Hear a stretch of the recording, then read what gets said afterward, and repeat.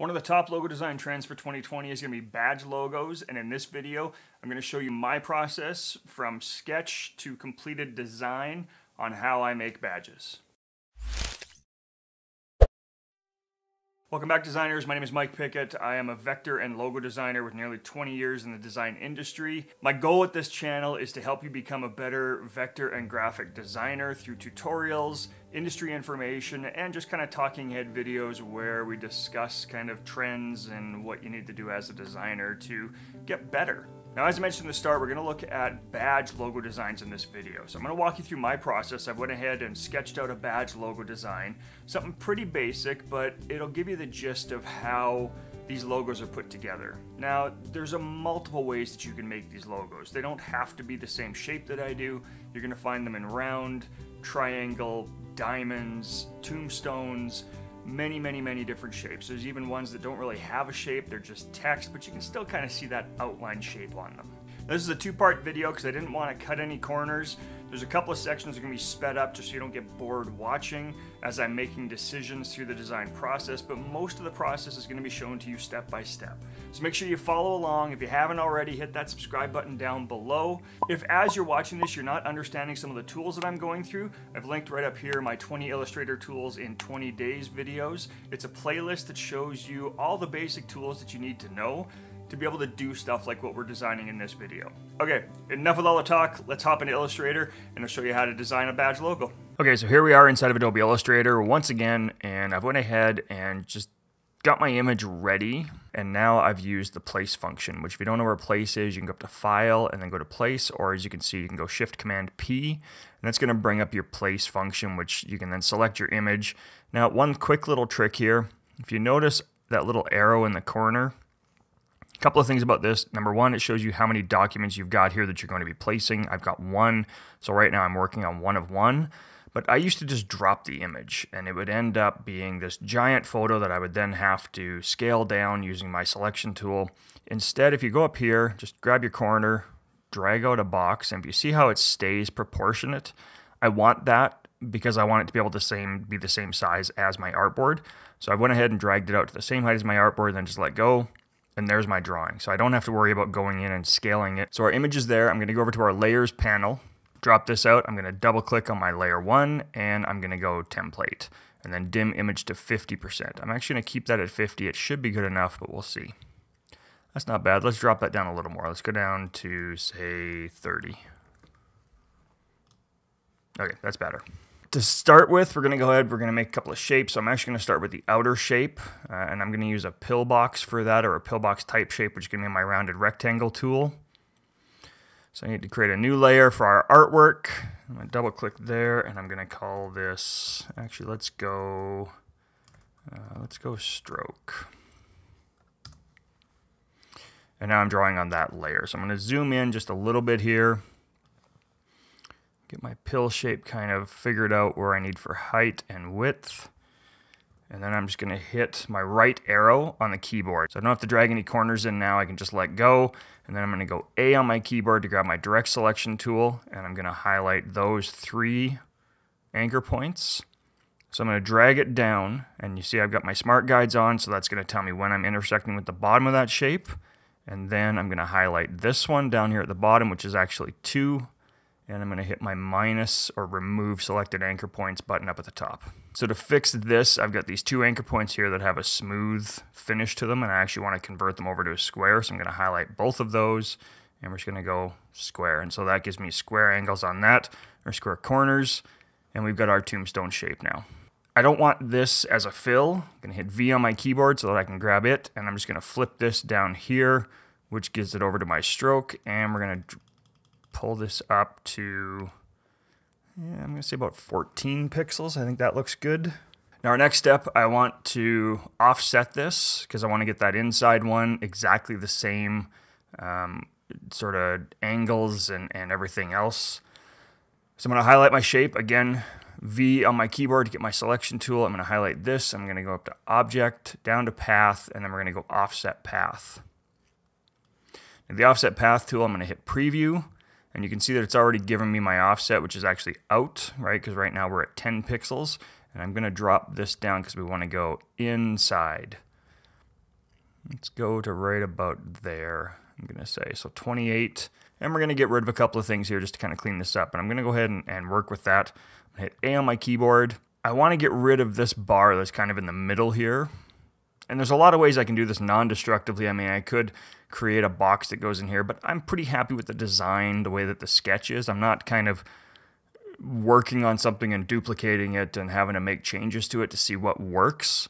So I'm not going to worry about doing non-destructive here. So what I'm going to do is I'm going to grab my pen tool, just hit P on my keyboard, and I'm going to put an anchor just anywhere along this bar. It doesn't matter where I put it. As long as I got that little plus sign, it's going to add an anchor to there. So I'm going to hit there, and then just hit delete on my keyboard. And what that's done now is it's gotten rid of that bottom. Because if you see, if we hide this layer, I've got that little bit of a gap in my original sketch, and I want to keep that sort of design element. So next, let's create this down here. And for this one, I'm going to hit L on my keyboard to get my ellipse tool. And we're going to go a circle. I'm going to hold down Shift and get it right about there. Now, I want to be sure that this is actually going to line up when I do my image, or when I do my cut from this circle. So what I'm going to do again is I'm going to hit V on my keyboard to get my selection tool. I'm going to grab this, and we're going to pull the width on that. So 268 is my width. So if I grab this again, we're pretty close. I'm going to go here. I'm going to hit the little lock so that I constrain proportions and go 268. And that should be the same as that. So I'm going to grab both of these. So I've got my circle and this inner stroke selected. And I'm going to click again on the inner stroke, and you see how that thickens up that border. That means that this is now my key object, and I'm aligning to that object. I'm going to hit the horizontal center align. Everything's all lined up there. So now, just like what we did to get rid of this bar here, I'm going to highlight this, grab my direct selection tool or A on my keyboard. I'm just going to grab that anchor point right there and hit delete. So now we've got this shape, and I want to join those. So I'm going to just click on this and drag over and click on that. And I then have that shape there. So next I want to take this little arc out of here. What I'm going to do there is grab my ellipse, and I'm going to go right in the center. All right, so we've got our center mark. Now if you see there's a bit of a little bit of a notch there. So what I'm going to do is draw my circle. So I'm going to draw my ellipse out to about there. V on my keyboard to get both of them, highlight both of these. Again, click on this one to make it my key object, and then just make sure we're centered up, which we were. So now I'm going to use my Pathfinder tool. So I'm going to highlight both of those. I'm going to have a few different options, right? This one is your unite, so if I do that, it's going to join these all together as one shape. What I want to do is I actually want to go with this one here, which is minus front. If I click minus front, because we drew that bottom circle second, it was the object in front, so what it's going to do is it's actually going to subtract that front object from the one behind it, which gives us that nice little arc or that cutout. Okay, so we're almost done with the base shapes here. The fun part's going to be kind of the skull. I'm going to do just kind of half of it, and then we'll get into the pen nib. And you see I've got some notes over here, so when I'm doing my sketching, I always try and take notes as I'm going through and making things, just stuff that I like, things that I want to change. So there's a couple of things we're going to change about this. Now the idea or the concept here is get out there and design something, but I wanted a cool element to it, so I added the skull, and then I've got this pen nib going through, which turns into a sword, and we're actually going to flip that. I thought this was a little bit morbid, having a little drop down here with the sword coming down. It looked like blood, and I actually want it to be more ink. So we're going to flip the pen around. We're going to have the pen nib down here. We'll see how it all works, and then, of course, ink droplet coming out of it. Now, I've went ahead and selected fonts for this design. This one isn't about font selection or anything like that. I'm going to cover that in some future videos. I've got two different fonts that I went and installed, both of which are from Adobe. So I can use those for commercial. I can use them for whatever I want. Now, there's one last little element here, and I don't know why I put it in there. It was just something that I thought just added a little bit here, and that is just a little single drop line. So I'm going to hover over this top anchor point, hold down my Shift key while I drag down, and it's just kind of a divider at the top there. I just thought it was kind of a neat aesthetic. We might add something down here later on. We'll kind of see how the rest of this comes together. But for now, I'm happy. All right, so let's add a little bit of text in here first. So, and we might have to push this down a bit now that I'm actually looking at it, which is fine. I mean, you know, we're always open to making kind of changes as we go or on the fly. So I'm gonna grab my text tool. We're gonna click in here, And we're going to do that MPD space co with a period. So Mike Pickett Design Company. Pull that out holding down shift. And we're going to have to play with the stretch or play with the kerning on this a little bit too. Why would I say stretch? Never stretch your text. What are you thinking? So for this one, we are going to use a font that I found called Factoria.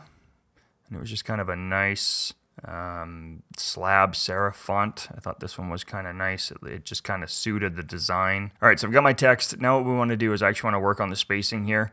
So I'm going to highlight the text. We're going to go up here to character, and then I'm going to work on the tracking. So right now it's just set at 1. I think I want to expand that out. I don't know if I want to go that far with it. Let's go to 100, and then we're going to just align this again. So I'm going to align it to that one, center it up. Let's just back up a little bit here. Okay, I'm happy with that spacing, but I'm not digging how tight it is, top to bottom, bottom to top. So let's grab both of those. I'm going to grab the text and this bottom shape, and I'm just going to give it 10. And grab this one, and again, we'll go down. I think that's a little bit better, so it just looks a little nicer in there. So our next text, and you can see here we've got kind of established, and then 2020, which it wasn't established 2020, but this t-shirt design was. So I'm going to go ESTD. I don't want it in lowercase. I could have just gone caps, but instead I'm going to come up here and go to change case, uppercase. Drop that down. I'm going to scale this down a bit. Alt copy over. Just dragging a new one, MMXX. And we'll do the same thing. Type, change case, uppercase. Got both of those. I'm going to group them just for now, and then align to this key object. So that's got those centered for me. Okay, so we're coming together. We're getting somewhere. Let's work on the skull next. So like I said before, I'm actually going to do this in just one part. I'm going to do half of it and then go back, reflect it over to the other side. So I'm going to start about in the center. Let's say right about there. And we're going to come down. We'll do the same thing here.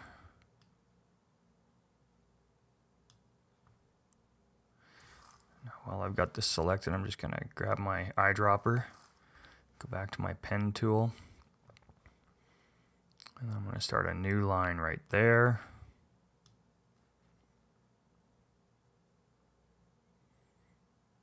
Okay, and that's going to be my center mark there. So there's a little bit of cleanup that I want to do. I'm going to grab this guy here and just kind of nudge it in so that it cleans it up. Okay, so let's grab both of these. I'm going to right click, come down to transform, and go reflect. And then with reflect, we can go preview, and we can see that that's exactly what we want, was a side preview. I'm going to go copy, and then with those both selected, just drag it over so that I get to my center point. There's our skull. Now, I want it a little bit wider than this, so I'm actually going to just nudge that over a few. So now what I want to do, I've got this little gap in here. So I'm just going to grab my pen tool, and I'm going to close in that gap. And once we've got that, pretty happy with that. That looks okay. This one I'm going to leave open. I don't really need anything to be done there because we're going to change that up anyways. So let's draw in a couple of lines here. And these ones I'm going to have to narrow up a bit.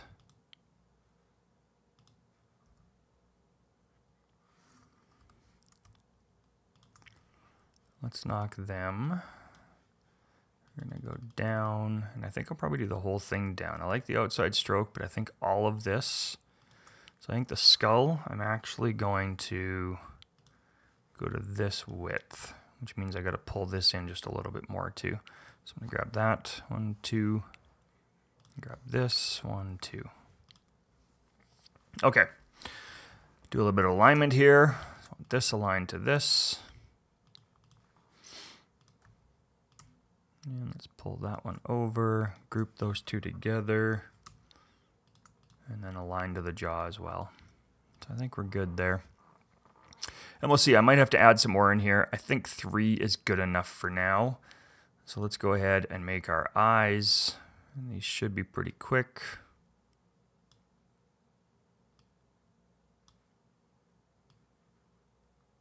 As a fill. So I'm going to have to round this out just a little bit. That works. Again, select, right click, reflect, copy, drag it over, highlight both of them, Command G to group, and we'll align it to this one. Doesn't matter which one I align it to because everything's all centered here, so that gets me into the center of the skull. Okay, next, let's do this one. There's my center point. Drag down. I'm going to click on that one just to make it a point again. And then we can do just a little notch there.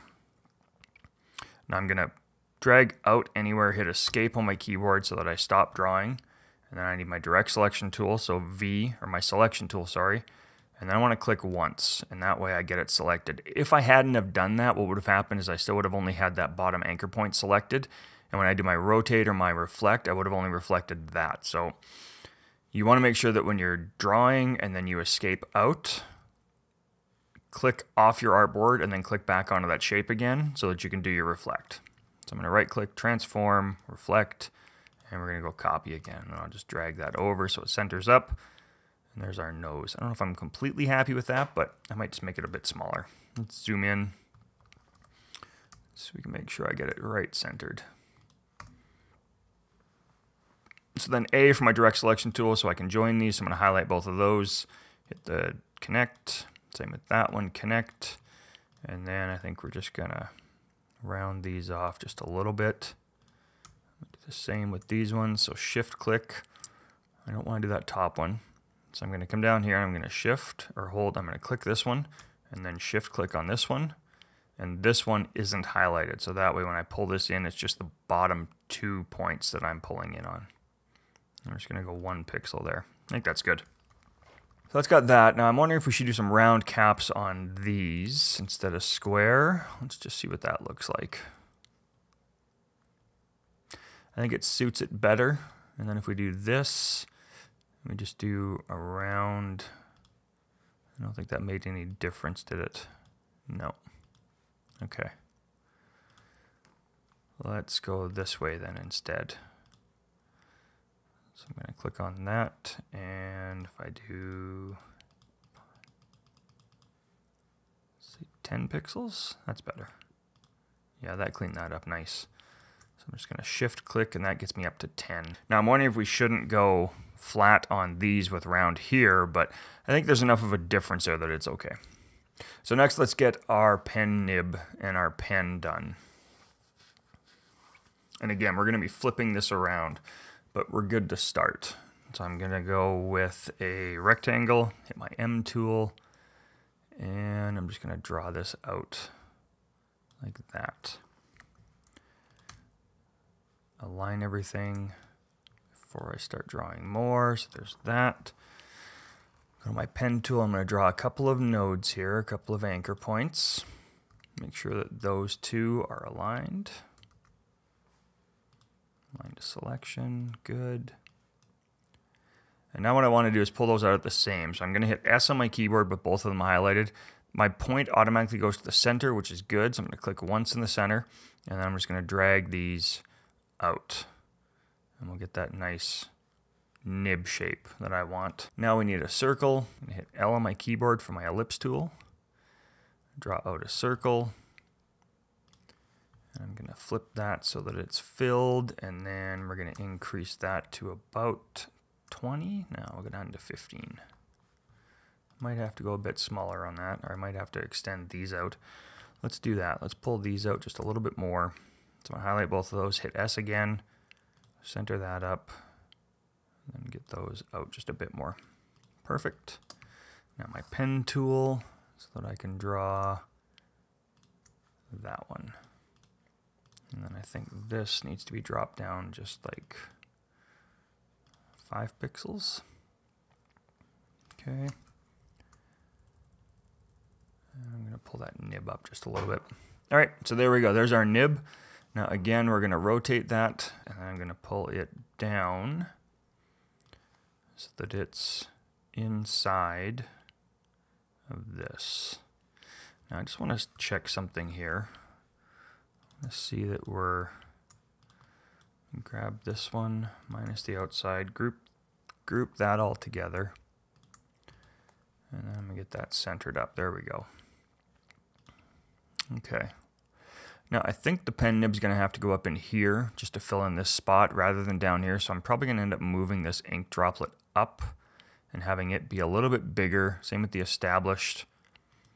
I might drop the whole thing down. We'll look at the aesthetic once we get everything done here. Okay, so let's get our droplet done now. So I'm gonna grab my ellipse tool and we're just gonna draw out an ellipse and go direct selection tool so I can get that top one. 3, 4, 5. Let's pull this up quite a bit. I think that should be good. I've still got that one selected, so I'm gonna square that one off just to get our droplet shape. Let's see if I can go up one more or down. I think that's good. So there's our droplet shape. I'm actually going to grab this weight on that, and we're going to put this right down here at the bottom. And again, I want to shrink that down. I think we can go a little bigger. That should be good. Grab that weight again. Okay, and that's going to be our droplet coming off of our pen, which I think we can go a little bigger on this pen nib now.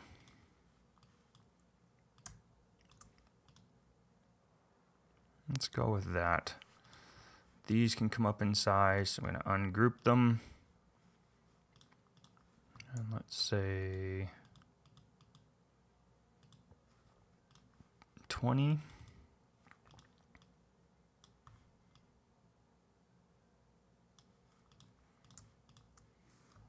Group them back together so I can get everything centered. All right, that's looking a little bit better. All right, designers, so that's it for this one. Make sure you come back on Thursday to see part 2 of this video. Now, if you like the design that you see in this, head over to my Cotton Bureau shop. You'll find a link down in the description. I've already got this design up on t-shirts there. In a couple of weeks, I'll be adding it to my Redbubble shop as well, and you'll be able to find it on stickers, prints, notebooks, and a bunch of other material as well. That's one way that you can help me support the channel. The other way is to just hit that thumbs up if you enjoyed this video. Okay, designers, I gotta get back to work. Now get out there and design something, and I'll see you in the next video. Okay, now I gotta get part 2 edited. That's gonna be fun. Oh. Always something, right? Monitors just shut off right at the end. Love that.